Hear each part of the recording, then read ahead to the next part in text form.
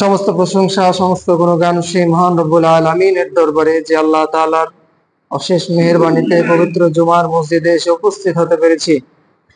সে আল্লাহ তাআলার শিখানো ভাষায় হৃদয়ের গভীর থেকে শুকরিয়া জ্ঞাপন করছি। সকলে পড়ছি আলহামদুলিল্লাহ। তারপরে পরে সে মহামানব, নির্যাতিত নিপীড়িত মানুষের বন্ধু, পথহারা মানুষের পথের দিশারি মুহাম্মাদুর রাসূলুল্লাহ, সকলে পড়ছি সাল্লাল্লাহু আলাইহি ওয়াসাল্লাম। সম্মানিত উপস্থিতি, আমি আপনাদের সামনে কোরআনুল কারীমের সূরা আল বাকারা, এই সূরা আল বাকারার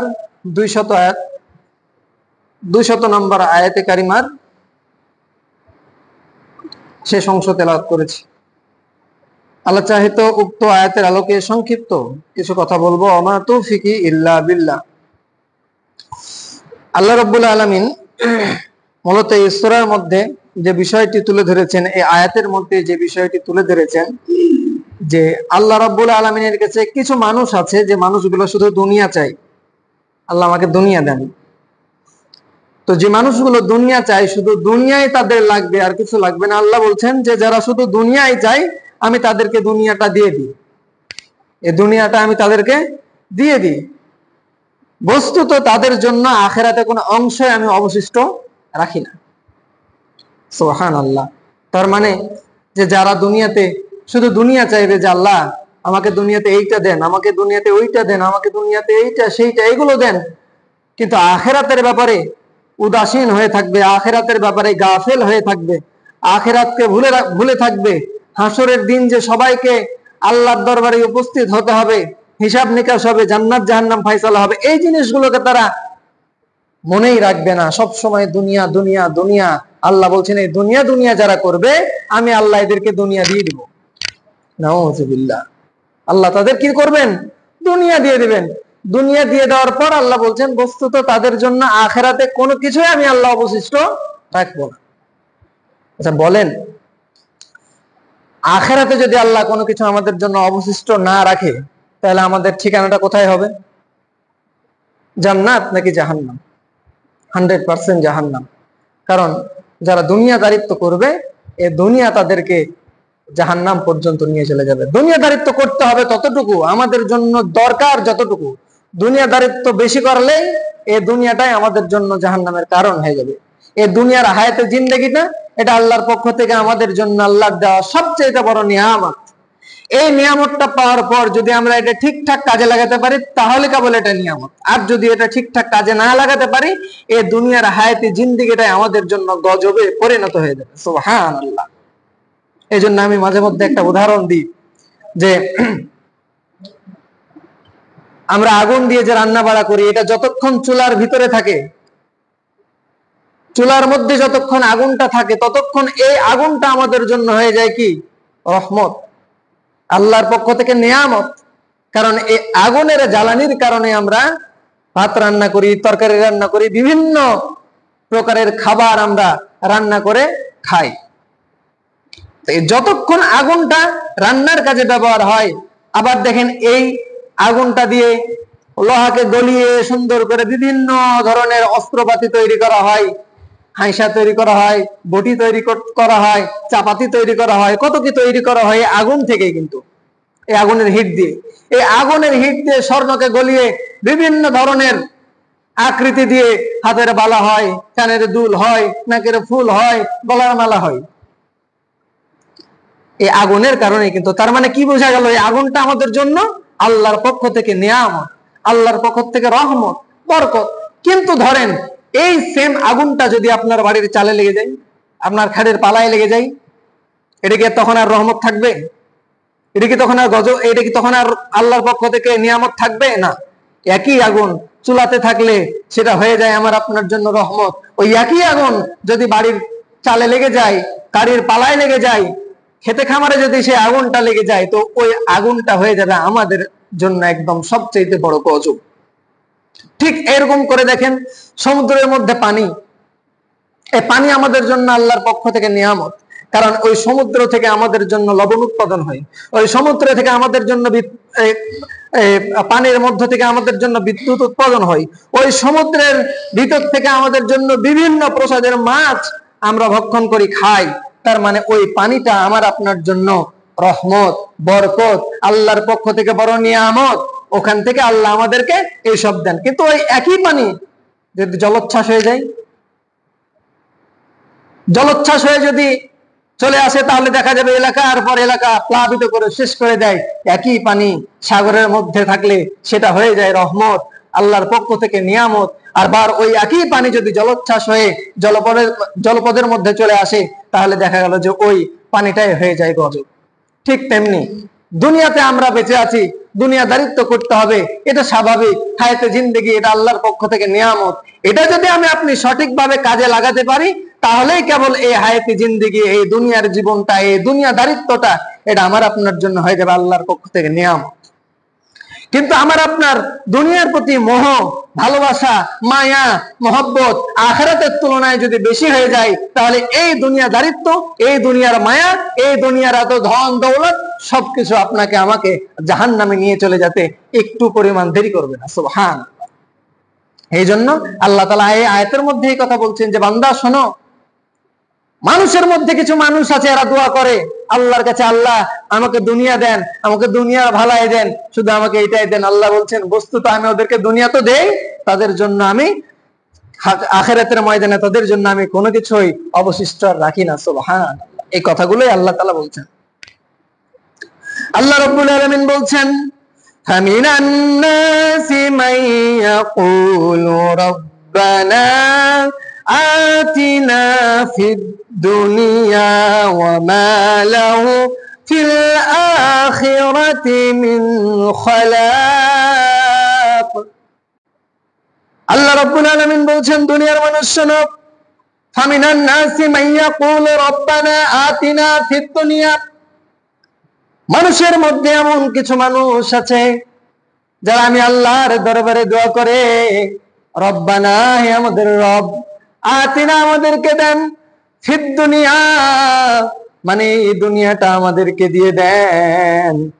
আল্লাহ তাআলা বলছেন, যারা এই দোয়াটা করে বান্দা, আমি তাদের জন্য দুনিয়াটাকে দিয়ে দেই। আল্লাহ বলছেন, ওয়ামা লাহু ফিল আরদ ওয়ামা লাহু ফিল আখিরাতি মিন খালাক। আল্লাহ রাব্বুল আলামিন বলছেন, আর ওই মানুষগুলোর জন্য আখিরাতে আমি আল্লাহ কোনো কিছুই রাখি না। সুবহানাল্লাহ। তার মানে যারা দুনিয়া চাইবে, আল্লাহ বলছেন আমি তাদেরকে দুনিয়ায় ঢেলে দিব। এই জন্য দেখা যায় নামাজ পড়ে না, রোজা করে না, হজ করে না, যাকাত দেয় না, সমাজে ভালো ভালো কাজ করে না, কিন্তু আল্লাহ দেখা যায় চকের সম্পদের পাহাড়ে ঢেলে দিচ্ছে। এরকম সমাজে অনেক মানুষ আছে কিন্তু, যে যাদের বিসমিল্লাহ বলে কি বলবো, তাদের জ্বরটা পর্যন্ত হয় না। এমনও মানুষ কিন্তু এই পৃথিবীর জমিনে এখনো আছে, আমাদের আশেপাশে আছে, আপনাদের গ্রামে আছে, আমার গ্রামে আছে, যার অসুখ হয় না।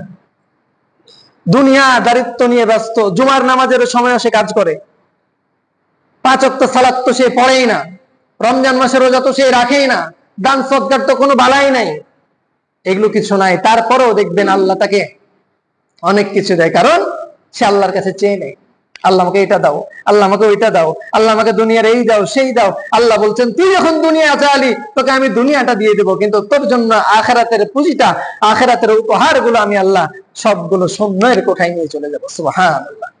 তার মানে আমাদের চাইতে হবে কি শুধু দুনিয়া না আখিরাত? শুধু কি আখিরাত নাকি দুনিয়া? দুনিয়া এবং আখিরাত দুটোই আমাদের আল্লাহর কাছে চাইতে হবে। দুনিয়া, এই দুনিয়াটা আল্লাহর কাছে এমন ভাবে চেয়ে নিতে হবে, এই দুনিয়ার কামাই গুলো যেন আখিরাতের কল্যাণের জন্য হয়ে যায়। সুবহানাল্লাহ। আল্লাহ কবুল করে নিন আমাদের, সকলে বলেন আল্লাহুম্মা আমিন। এর মানে শুধু দুনিয়াই চাইলে হবে না, আখিরাতও চাইতে হবে। যারা ইমানদার, যারা আল্লাহওয়ালা, যারা কোরআনওয়ালা, যারা নিজেকে ইমানদার বলে দাবি করে, এই মানুষগুলো এরা কখনো দুনিয়া চায় না, এরা চায় আখিরাত। শুধু আখিরাত চায় না, এরা দুনিয়ারও কল্যাণ গুলো আল্লাহর কাছ থেকে চেয়ে চেয়ে নেয়। এই কথাটাও আল্লাহ রাব্বুল আলামিন কোরআনুল কারীমের মধ্যে খুব সুন্দর করে বলছেন। আল্লাহ রাব্বুল আলামিন বলছেন, রব্বানা আতিনা ফিদ দুনিয়া হাসানাতাও ওয়া ফিল আখিরাতি হাসানাতাও ওয়া কিনা আযাবান النار আল্লাহু আকবার। আল্লাহ রাব্বুল আলামিন বলছেন, দুনিয়ার মানুষ শোনো, তোমরা চাইবে কিভাবে আমার কাছে? শুধু কি দুনিয়া চাইবে না শুধু আখিরাত চাইবে বান্দা? তোমাদের চাওয়া পাওয়া গুলো আমি আল্লাহ সব তোমাদের শিখিয়ে দিলাম। আল্লাহ বলছেন, যারা ইমানদার হয়, যারা মুত্তাকি হয়, যারা আমার আদরের বান্দা হয়, তারা শুধু দুনিয়া চাই না, তারা আখিরাতটাকে ঠিক রেখে দুনিয়া চায়। আল্লাহ বলছেন, তারা বলে রব্বানা, হে আমাদের রব, আতিনা, আমাদেরকে দেন, ফিদ দুনিয়া হাসানা, এই দুনিয়ার মধ্যে যেগুলো আমাদের জন্য কল্যাণকর এইগুলো শুধু আমাদেরকে দিয়ে দেন। সুবহানাল্লাহ। আল্লাহ বলছেন তারা দুনিয়ার কল্যাণ চাই। আল্লাহ বললেন বান্দারা শুধু দুনিয়ারই কল্যাণ চাই, তারা শুধু চাই না এমন কল্যাণ চাই না যে কল্যাণ তাদের আখিরাতটাকে ধ্বংস করে দিবে।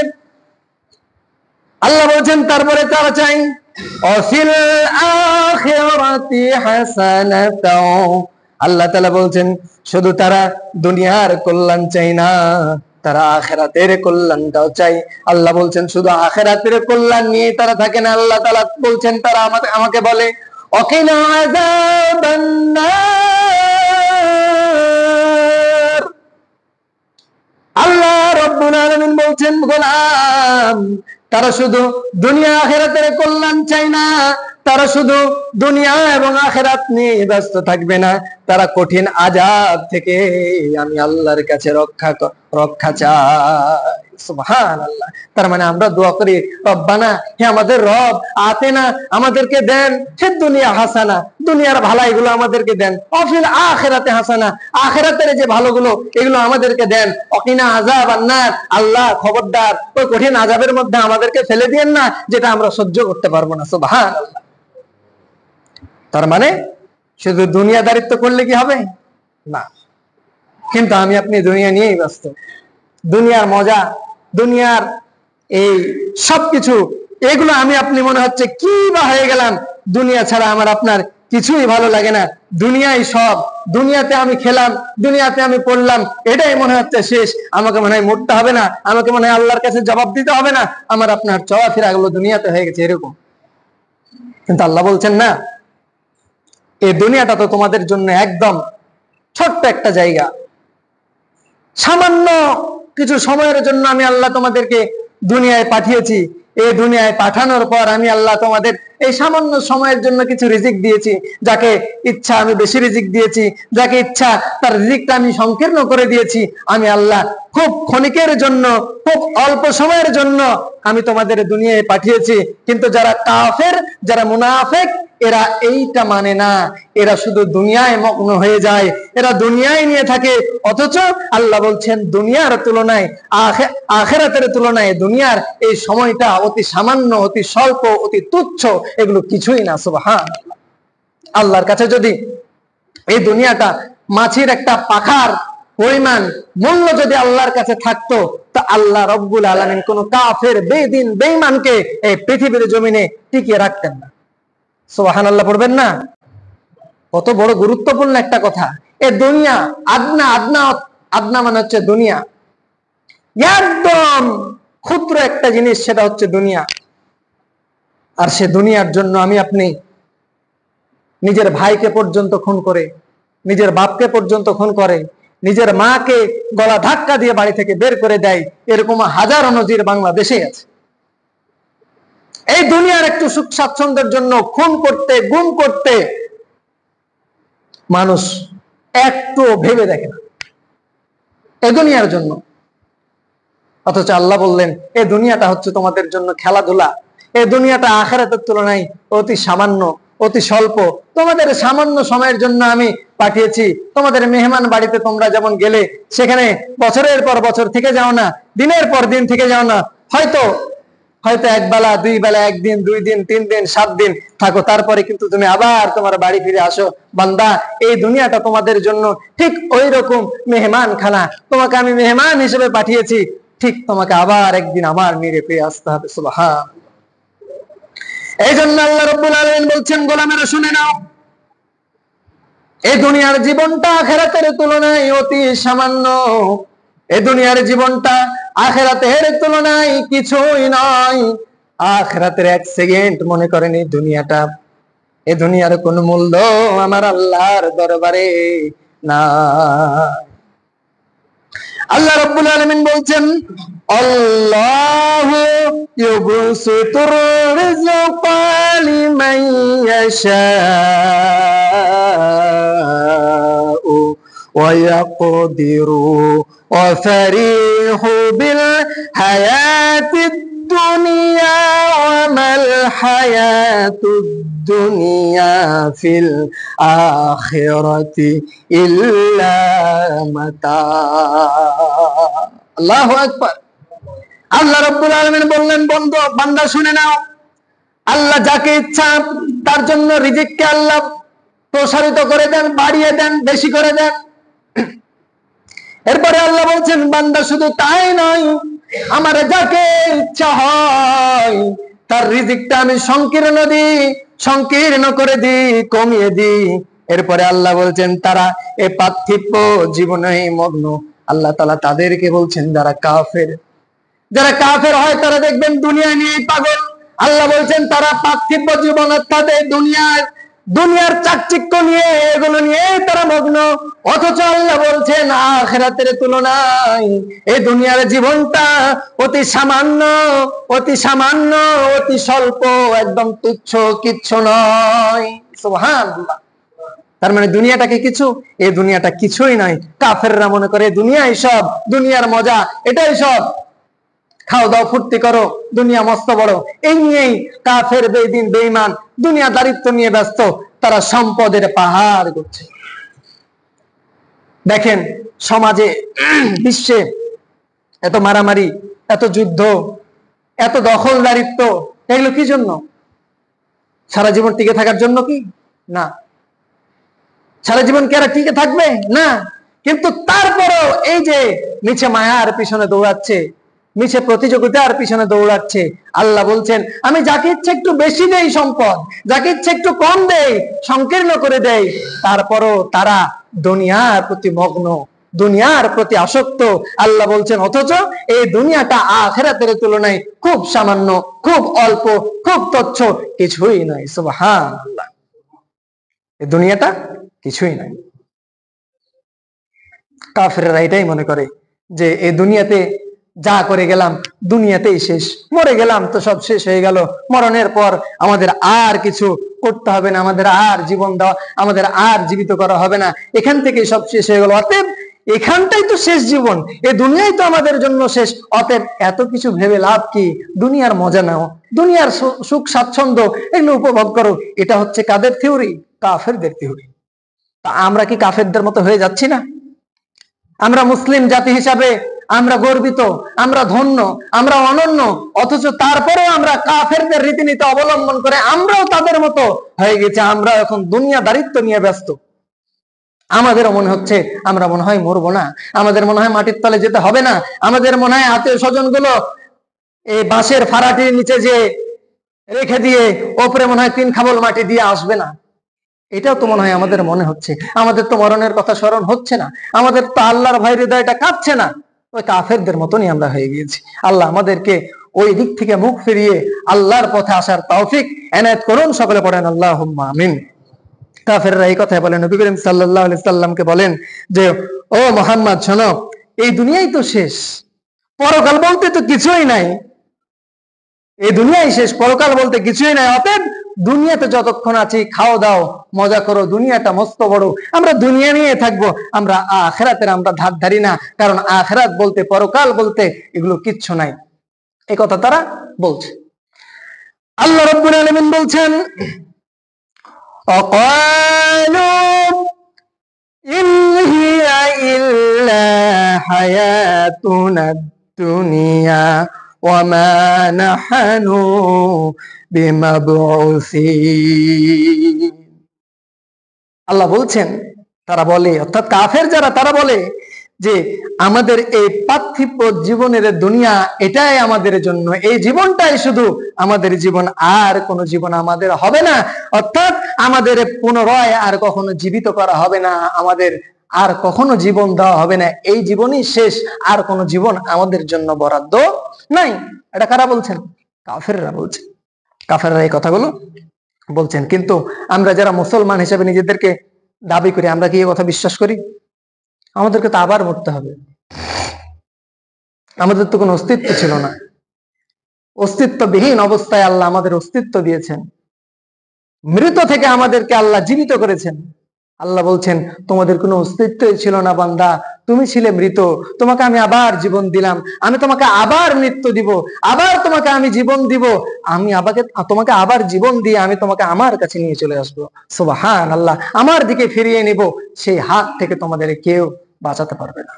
সুবহানাল্লাহ। তার মানে এই জীবনটাই আমাদের শেষ নয়, এই দুনিয়াই আমাদের শেষ নয়, আরেকটা দুনিয়া আছে, আরেকটা পরকাল আছে, যেখানে আমাদের অনন্তকাল আল্লাহ রব্বুল আলামিন থাকার ব্যবস্থা করে দিবেন। আল্লাহ রব্বুল আলামিন বলছেন, কাইফা তাকফুরুনা বিল্লাহি ওয়া কুনতুম আমওয়াতান ফাআহইয়াকুম সুম্মা ইউমীতুকুম সুম্মা ইউহয়ীকুম সুম্মা ইলাইহি তুরজাউন। সুবহানাল্লাহ। আল্লাহ বলছেন, কাইফা তাকফুরুনা বিল্লাহ, ও দুনিয়ার মানুষ, কিভাবে তোমরা আমি আল্লাহকে ভুলে থাকো, কিভাবে তোমরা আমি আল্লাহর সঙ্গে কুফরি করো। অকুনতুম আমওয়াতান, তোমরা তো ছিলে মৃত, তোমাদের তো কোনো জীবনই ছিল না।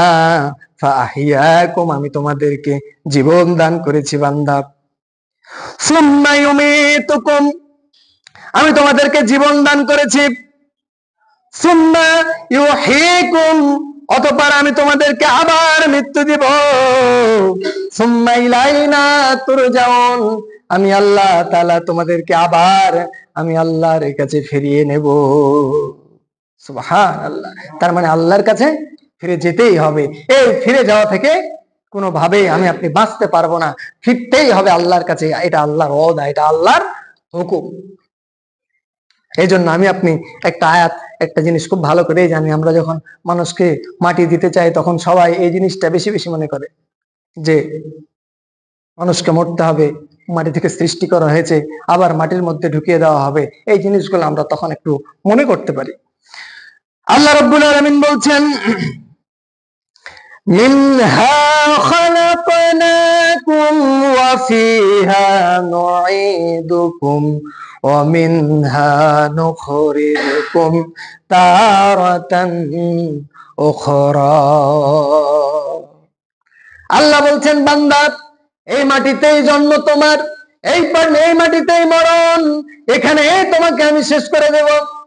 আল্লাহ বলছেন, মিনহা খালাকনাকুম ওয়া ফিহা নুঈদুকুম ওয়া মিনহা নুখরিজুকুম তারাতান উখরা। বান্দা, এই মাটি থেকে আমি তোমাকে তৈরি করেছি, এই মাটিতেই আমি তোমাকে আবার ফিরিয়ে নেব, এই মাটি থেকে আমি আবার তোমাকে একদিন উঠিয়ে নেব। যেই দিনটা হয়ে যাবে হাসরের ময়দান, সেই দিন তোমাদেরকে আমি এই মাটি থেকে একদম মাটি ফেলে তোমাদেরকে তুলবো। সেই দিন মাটি ফেলে যখন তুলবে, মানুষগুলো সবাই সজোরে একদম হাসরের ময়দানের দিকে দৌড় শুরু করবেন। হুফাতান উরাতান মুসাতান গোরলা, কারো গায়ে কোনো জামা কাপড় পোশাক কিচ্ছু থাকবে না, নগ্ন হয়ে সেদিন হাসরের ময়দানের দিকে দৌড়াবে। সুবহানাল্লাহ।